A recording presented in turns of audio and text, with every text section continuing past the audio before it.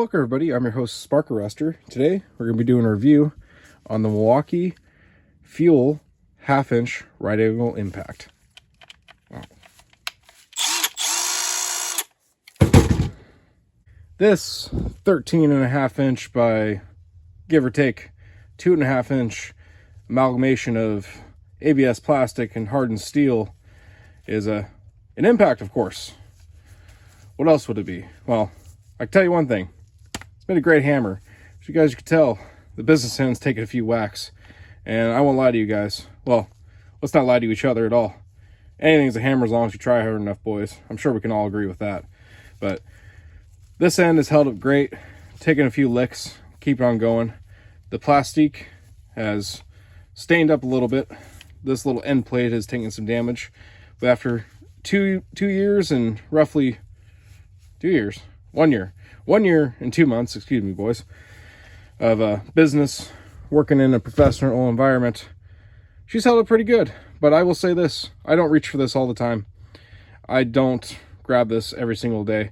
This is what I would like to consider somewhat of a specialty tool. But when I have it, it's amazing. But otherwise, a lot of the time, it just sits in the bottom of the box, collects dust.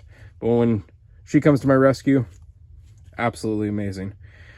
And don't think it's Milwaukee's batteries falling apart on me. The keen eye viewer that is definitely in the fan club of Milwaukee. So am I. Don't string me up by my shoulders on that one, boys. I like Milwaukee too. But anyways, these are nothing but the finest fake Chinese cheap knockoff M12 batteries, because I like to spend my hard-earned money on a battery that as soon as I put it on the charger and forget about it, and it overheats, it burns down my toolbox and all my hopes and dreams along with it. But I'll be damned if I'm going to pay $166 for a tiny baby 1 amp hour battery. But moving on from that.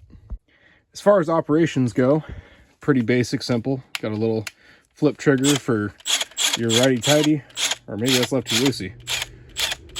Yeah, no wonder why I'm breaking so much crap lately. Either ways, righty-tighty, lefty-loosey, you guys get the drill.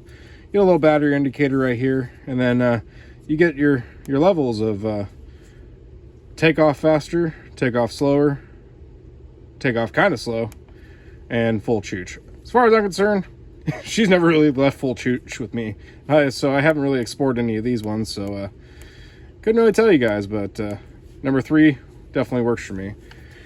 Anvil side, Anvil's held up great. I mean, it almost looks like I've never even used this thing when you guys look at the anvil end.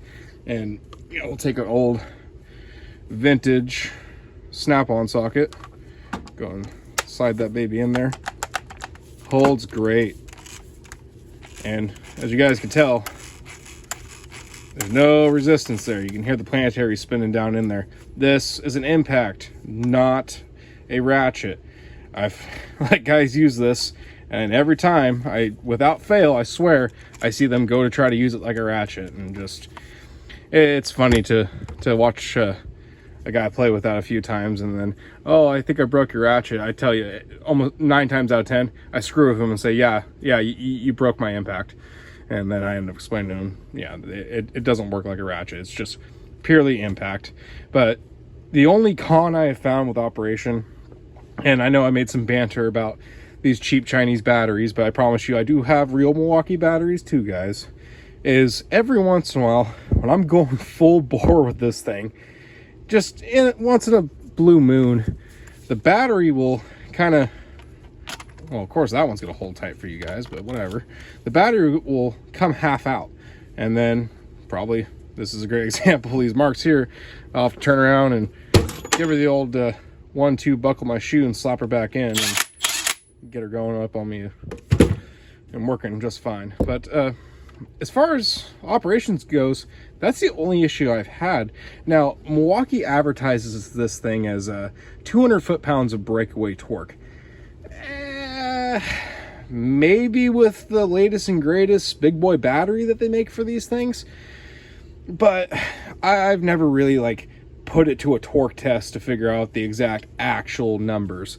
But what I can tell you is this thing makes doing suspension work a breeze. Anytime I'm in some really tight areas with shock bolts and dealing with stupid crap at international pools with any of their suspension systems, that this bad boy can get in there, generally I'm going to throw this thing on before I take a breaker bar to it and then try to make it work from there if this one fails me out. But you know, as far as operational goes, other than losing the battery every once in a while, I've been holding up absolutely mint. Oh, and one more thing for operational wise, if it really matters, she's got a fancy little work light. So I mean, I guess that's kind of neat. But half the time, you know, with me being a night shifter, I'm wearing a headlamp anyway, so I guess I really don't notice. But I mean, that's a plus for you guys that need that. I mean, me, like I said, I'm generally wearing a headlamp, so it really doesn't make too much of a difference for me. The only other con I would say to this tool is definitely price point. The tool alone, going through sources I can check right now on the internet at the time of recording this video, is Home Depot for I believe it was $190 just for the tool only. No batteries, no charger, no fancy tool bag or anything like that, no hats, beanies. You guys get the picture. Yeah, it's a good tool, but it's not something that I would tell people to run out and go buy tomorrow. Get it if you need it. That's kind of the gist that I'm going to try to convey to you guys when it comes to this sucker. Me working in a shop that covers a lot of heavy diesel, it's been a godsend, but let's just put it this way. I probably maybe use it 2 days out of a month. And even then, it's probably situations where I didn't necessarily need this tool. Yeah, it made the job go faster, but I could have made it work elsewhere. And, you know, looking back on it, maybe there was other things I could have spent my money on instead of this, but I don't regret the purchase. I just, you know, times are tough for all of us right now, and it's definitely one of those ones that if any of my coworkers said, like, hey, should I go buy one myself? I'm definitely going to tell them, well, if you're going to use it 3 times for me, that's the rule. You need to go buy it yourself. You're done.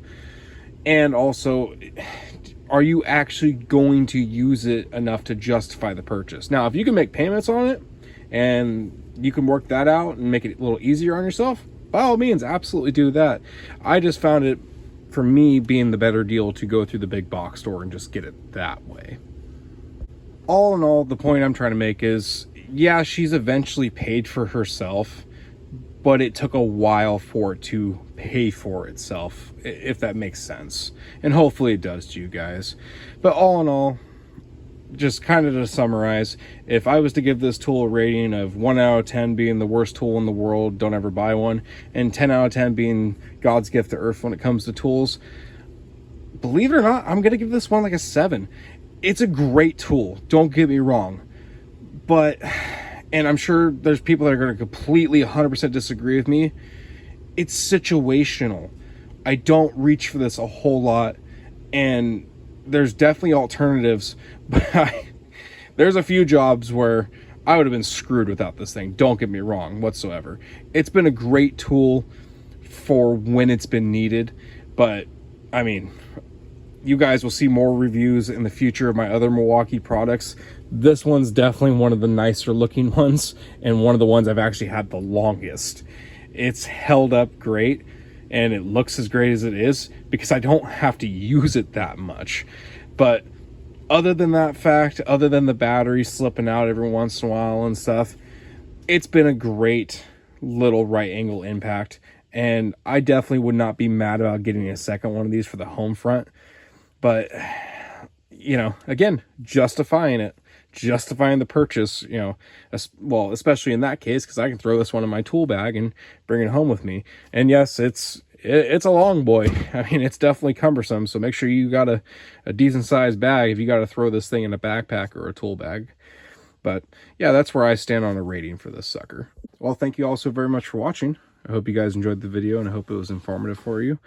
Please leave me a like if you liked the video, dislike if you didn't like the video, and leave me a comment down below. Tell me, guys, what your thoughts are on this tool, and tell me I'm completely wrong, or tell me you guys are interested and might go pick one up tomorrow. I don't know. I'm curious. Let's definitely have a discussion on it.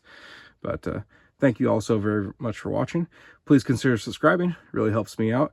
I do other tool review videos just like this one on the channel, as well as I have a build series on my Drift Mazda Miata, and as well as anytime I can be fixing something and putting the camera behind me to record it, to take you guys along for the ride and hopefully give you guys some entertainment.